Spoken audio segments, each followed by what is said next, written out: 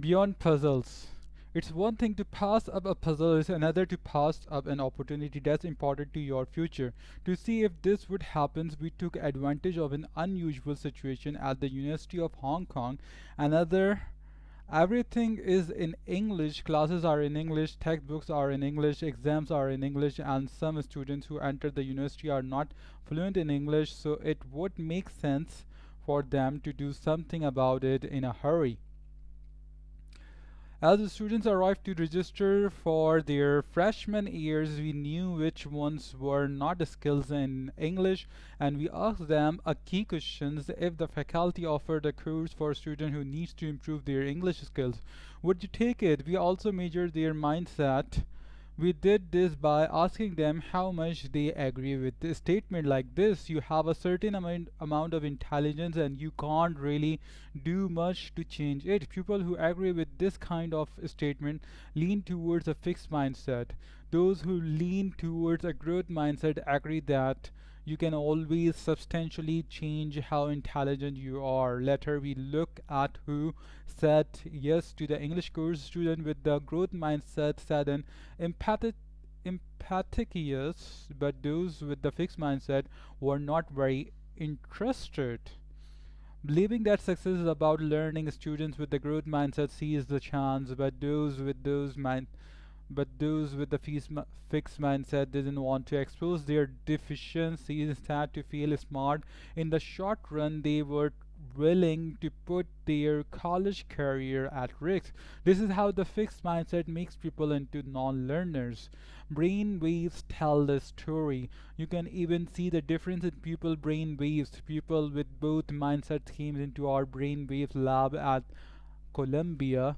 As they answered hard questions and got feedback, we were curious about when their as they answered hard questions and got feedback, we were we were curious about when their brain waves would show them to be interested and attentive. People with fixed mindset were only interested when the feedback reflected on their ability. Their brain waves showed them paying close attention when they were told whether their answers were right or wrong.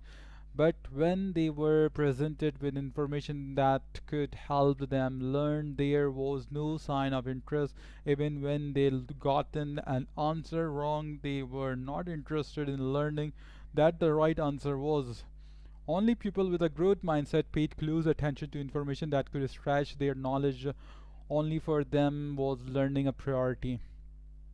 What's your priority? If you had to choose, which would it be? Loads of success and validation or lots of challenge? It's not just an intellectual task that people have to make these choices. People also have to decide what kind of relationship they want. One that bolstered their egos or ones that challenged them to grow. Who is your ideal mate? We put this question to young adults, and here's what they told us. People with the fixed mindset said the ideal mate would put them on a pedestal, make them feel perfect, worship them.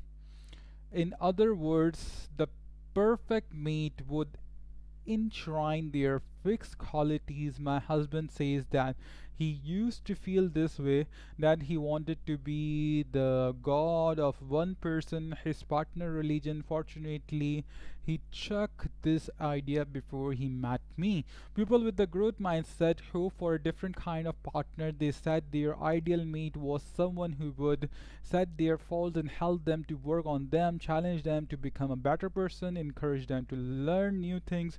Certainly, they didn't want people who would pick on them on or undermine their self esteem, but they did want people who would foster their development. They didn't assume they were fully evolved, flawless being who had nothing more to learn.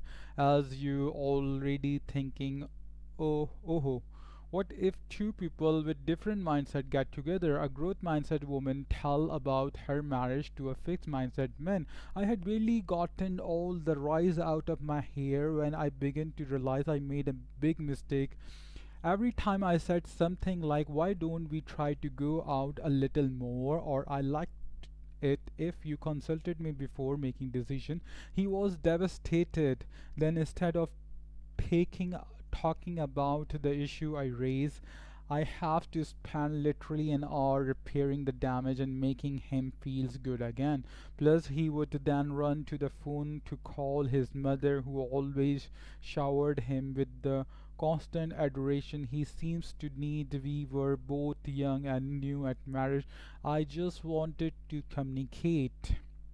So the husband idea of a successful relationship, total unethical acceptance was not the wife.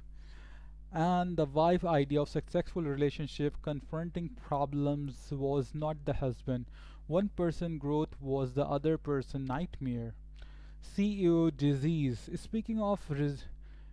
Re, Speaking of regaining from a top pedestal and wanting to be seen as perfect, you won't be surprised that this is often called CEO disease. Leah Iacocca had a bad case of it after his initial success as head of Chrysler Motors. Iacocca looked remarkably like our 4 years old with the fixed mindset. He kept bringing out the same car models over and over with only superficial change. Unfortunately, they were models no one wanted anymore.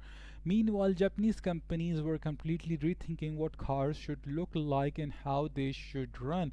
We know how this turned out. The Japanese cars rapidly swept the market. CEO faced this choice all the time, said should they confront their shortcomings or should they create a world where they have none? Lee Iacocca chose the latter. He surrounded himself with worshippers, exiled the critics, and quickly lost touch with where his field was going.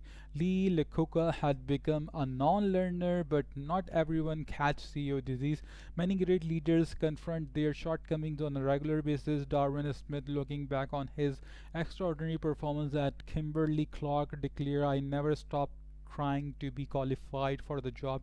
These men, like the Hong Kong student with the growth mindset, never stopped taking the remedial course. CEO face another dilemma. They can choose short-term strategies that boost the company stock and make themselves look like heroes, or they can work for long-term improvement, risking Wall Street disapproval as they lay the foundation for the health and growth of the company over the longer haul. Albert Dollop, a self-professed fixed mindsetter, was brought in to turn around Sunbeam. He chose the short-term strategy of look like a hero to Wall Street. The stock soared, but the company fell apart. Lou Gessner, an avowed growth mindsetter, was called in to turn around IBM as he set about the enormous task of overhauling IBM culture and policies. Stock prices were stagnant. Wall Street sneered. They called him a failure. A few years later, however, IBM was leading its fields again. Stretching. People in a growth mindset don't just seek challenge, they thrive on it. They bigger the challenge, the more they stretch, and nowhere can it be seen more clearly than in the world of sports. You can just watch people stretch and grow.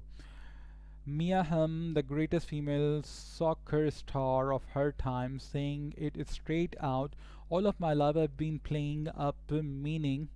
I've challenged myself with players older, bigger, more skillful, more experienced, and shot better than me. First, she played with her older brother. Then, at 10, she joined the 11-year-old boys team. Then, she threw herself into the number one college team in the United States. Each day, I attempted to play up to their level, and I was improving faster than I ever dreamed possible."